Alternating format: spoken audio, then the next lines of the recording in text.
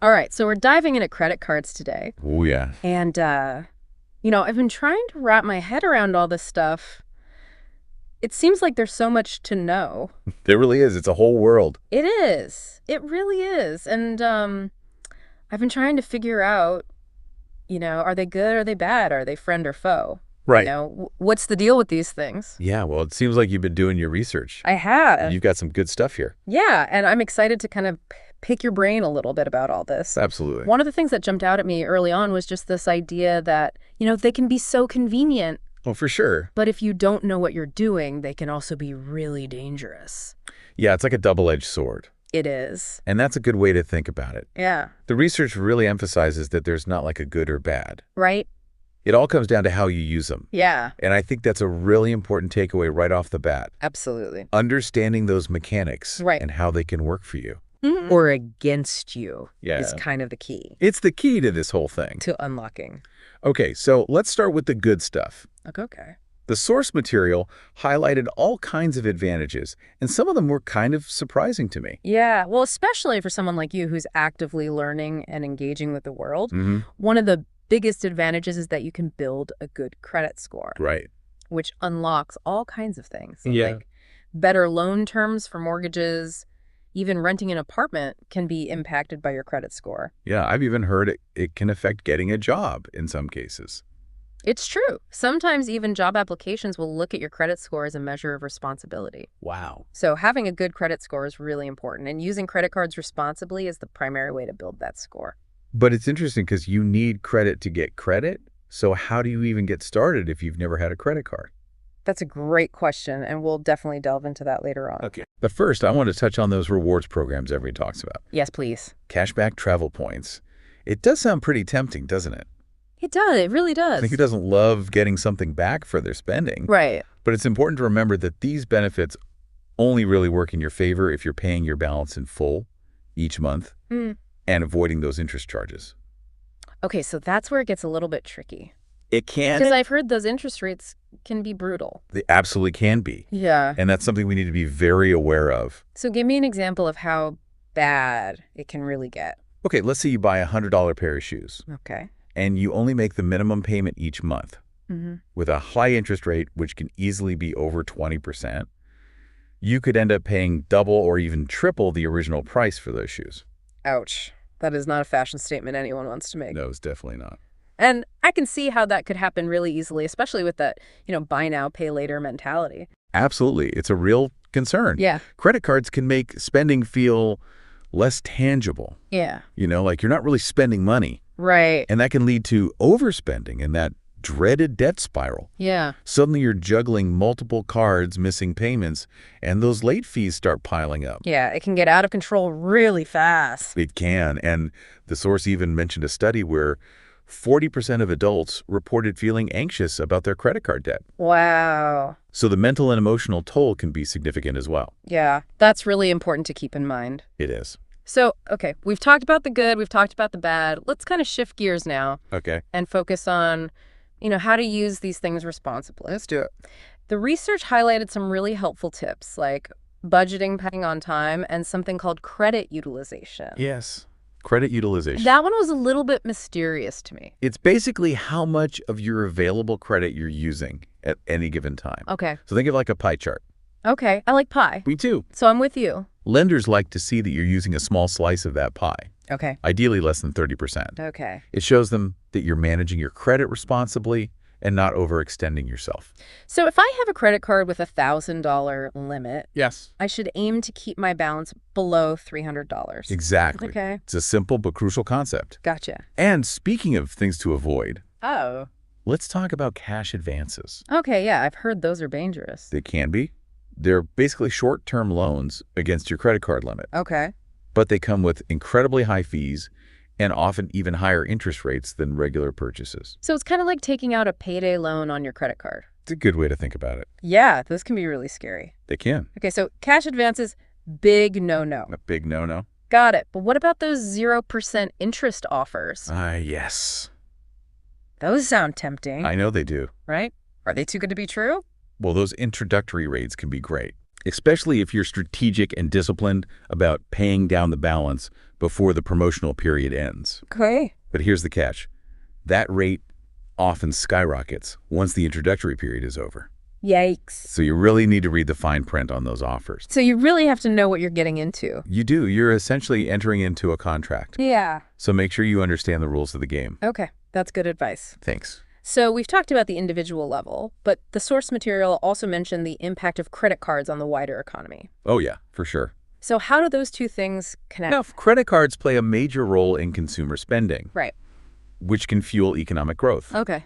So that's good. It can be good, but there's a flip side to that. Okay. If too many people accumulate unsustainable levels of debt, Mm-hmm. it can lead to economic instability. Yeah. Like a bubble. Exactly. It's a delicate balancing act. Interesting. The research also touched on generational differences, particularly the challenges and opportunities facing young adults when it comes to credit cards. So is it even more of a double-edged sword for them? You could say that building credit early is crucial for young adults. Right. It sets the stage for future financial opportunities, but they're also more vulnerable to overspending and falling into those debt traps. Right, because they're just starting out. Exactly. They don't necessarily have the experience. And they might not have the financial literacy skills yet Right. to really navigate this landscape effectively. Yeah, it seems like financial literacy and education are really key no matter what age you are. Absolutely. Understanding the mechanics of credit, the potential risks, the strategies for responsible use is essential for making informed decisions and building a solid financial foundation. Well said. Thank you. I feel like we've covered a lot of ground in this first part of our deep dive. We have. But there's still so much more to explore. There is. So in the next part, Yes. we'll delve even deeper into specific strategies for maximizing the benefits of credit cards while avoiding those debt-inducing pitfalls. Sounds good. I'm ready. Stay tuned. Okay, welcome back. It's great to be diving back into this. Yeah, this is fun. It is, my brain is kind of overflowing with information from the first part, so Yeah, there's a lot to cover. there is, but it's good stuff, you know? It is, and it's exciting to see you so engaged with it. Yeah, well, I'm learning a lot, and I hope our listeners are too. I hope so too. So we talked about in part 1, the golden rule, paying your balance in full every month. Right. Seems simple enough, but I know a lot of people struggle with that. They do. It's a common challenge. So why is that so important? Well, it all comes down to those interest charges. Right, those scary interest charges. Exactly. Yeah. Let's say you have a credit card with an 18% APR, APR. annual percentage rate. Okay. That means if you carry a balance from month to month, you're essentially paying an 18% annual fee on that borrowed money. Wow, 18%. That's way more than you'd earn in a savings account. It is. It's a significant difference. So even if you're just carrying like a small balance that can add up over time? It absolutely can. And it becomes a vicious cycle. Oh, how so? Well, the longer you carry balance, the more interest accrues, making it even harder to pay down the debt. Right, so you're kind of digging yourself a hole. Exactly. And the source mentioned a study that found the average household with credit card debt pays over $1,000 in interest charges per year. $1,000. $1,000. That's a lot of money. It is. It's like throwing money away. Yeah, it is. Okay, so paying in full is crucial. Absolutely. But what about those unexpected expenses that come up? Right. Life happens. It does, and that's where budgeting comes in. Okay, so how do you factor those into the equation? Well, budgeting doesn't have to be complicated. Okay, good. The source highlighted a really simple budgeting method called the 50-30-20 rule. Okay, what's that? Basically, it suggests allocating 50% of your income to needs, 30% to wants, and 20% to savings and debt repayment. Okay, that sounds like a good framework. It is. It's a good starting point. Yeah, but what if my needs already take up more than 50% of my income? That's a common challenge. Right. And that's why it's crucial to regularly review your budget and look for areas where you can trim expenses. Okay, so you've got to be flexible. Exactly. Even small adjustments can make a difference over time. Like what? Maybe it's cutting back on subscription services you don't really use, Oh, yeah. brewing your own coffee instead of buying it every day, I could do that. or finding more affordable alternatives for groceries. Okay, all good ideas. Little things can add up. Yeah, they really can. We also talked about credit utilization in part 1. Yes. Can you just give me a quick reminder how that works and why it's so important? Absolutely. Your credit utilization ratio is basically the percentage of your available credit that you're currently using. Okay, It's one of the key factors that credit bureaus consider when calculating your credit score. gotcha. So if my credit limit is $1,000 Mm-hmm. and I have a balance of $500, Yes, my credit utilization is 50%. that's right. And while there's no magic number, experts generally recommend keeping your credit utilization below 30% to maintain a healthy credit score. So in my example, I should aim to keep my balance below $300. Exactly. Okay. The lower your credit utilization, the better. So it's like I'm proving to the lenders that I'm responsible. Yes, it shows them that you're managing your credit well and not relying too heavily on borrowed funds. Okay, so it protects me from falling into that debt trap. Exactly. Okay, good to know. Let's shift gears a little bit and talk about something that can be kind of exciting. Okay. Rewards credit cards. Yes. I have to admit, those travel points and cash back offers, they sound pretty good. They can be a fantastic perk. But I'm guessing there's a catch. Well, the key is to approach rewards cards strategically. Okay, how so? You need to view those rewards as a bonus, not Yeah. the primary reason for using your credit card. Okay, so don't go on a shopping spree just to rack up points. Exactly. The most important thing is to stay within your budget and avoid carrying a balance. Otherwise, those interest charges can wipe out any rewards you might earn. Okay, rewards, second, responsible spending first. You got it. But how do you even choose the right card? There are so many out there. It can be overwhelming. It really can. The first step is to think about your spending habits and your priorities. Okay. Are you a frequent traveler who wants airline miles? Mm-hmm. A foodie who loves dining out? No, not really. Or do you prefer simple cashback rewards? Yeah, I think I'm a cashback kind of person. Okay, great. So you'd look for a card that offers a high cashback percentage Okay. on everyday purchases. Makes sense. What else should I be looking for? Pay attention to the earning rates and redemption options. Okay. Some cards offer higher rewards for specific categories like groceries or gas. Mm-hmm. Others have more flexible redemption options, allowing you to redeem for travel gift cards or statement credits. So it's about finding a card that matches my lifestyle. Exactly. Okay, what about those annual fees? Ah, yes. I've heard about those. Are they worth it? It depends. Some rewards cards do come with annual fees, but they often offer higher rewards rates or premium perks that can offset the cost. Okay.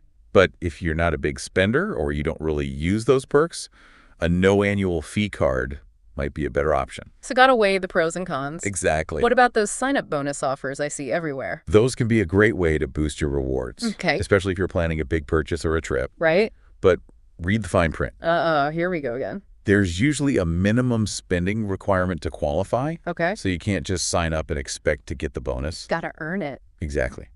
But if you're strategic and you meet those requirements, it can be very valuable. All right, speaking of being strategic, the research mentions something called balance transferring. Yes. What's that all about? That can be a really helpful technique if you're carrying a balance on a high-interest credit card. Oh, okay. It involves moving your existing balance to a new card with a lower interest rate. So it's like refinancing. It's like refinancing your credit card debt. Okay. And it can be a smart move if it helps you save money on interest and pay down your debt faster. Okay, so what's the catch? Well, most balance transfer cards do charge a fee, Okay. usually a percentage of the amount you're transferring. Right. So you need to factor that into the equation and make sure the savings outweigh the cost. So do the math. Do the math. Gotcha. And of course, read the terms and conditions of the new card. Right, so read the fine print. Always read the fine print. Okay, it's a theme. It is informed. Decision-making is so important with credit cards. Okay, well, I feel like we've covered a lot of ground in this part, too. We've talked about budgeting, credit utilization rewards programs, balance transferring so much. My brain is full. I know, but it's good stuff. It is. It is. And in the final part of our deep dive, we're going to explore something that I think is really interesting. Oh, what's that? The environmental impact of the credit card industry. Ooh, that's a good one. Yeah, something we don't often think about, No, we don't. but it's important. So stay tuned for that. Okay, so we're back for the final part of our credit card deep dive. And, we've talked about all the personal finance stuff, all the economic stuff. Like all the ins and outs. Yeah, but there's one thing that we haven't really touched on yet, and it's something that I think is really important. What's that? The environmental impact of this whole credit card industry. Yeah, that's a great point. It's not something we often think about. No, we don't. We're so used to just swiping those little plastic cards. Right. But they do have a life cycle, and an impact on the planet. Absolutely. So where do we even begin to unpack this? Well, I think the most obvious place to start is with the physical production of the cards themselves. Right. Just think about the sheer volume of plastic cards that are out there in the world. Billions, probably. Billions. Yeah, it's mind-boggling. Yeah. And most of those cards are made from PVC. PVC. Yeah, it's a type of plastic that's not easily recyclable. So all those discarded cards end up in landfills. A lot of them do, unfortunately. And we know plastic can take hundreds of years to decompose. It's not a pretty picture. It's kind of disturbing when you think about it. It is, and it's not just about the plastic itself. Okay, what else? The manufacturing process requires energy and resources. Right. It contributes to carbon emissions and pollution. Yeah, I hadn't even considered that. Yeah, it's easy to overlook those hidden costs. It is. So the impact goes beyond just the physical cards. Right. What about all the energy that's used to process those transactions? So that's a big one. Every swipe, every online purchase requires a whole network of data centers, servers, communication systems, Right. all of which consume a ton of energy. And a lot of that energy is still coming from, non-renewable sources. Unfortunately, yes. Which means we're contributing to greenhouse gas emissions and climate change. So it's like this hidden cost of our digital world.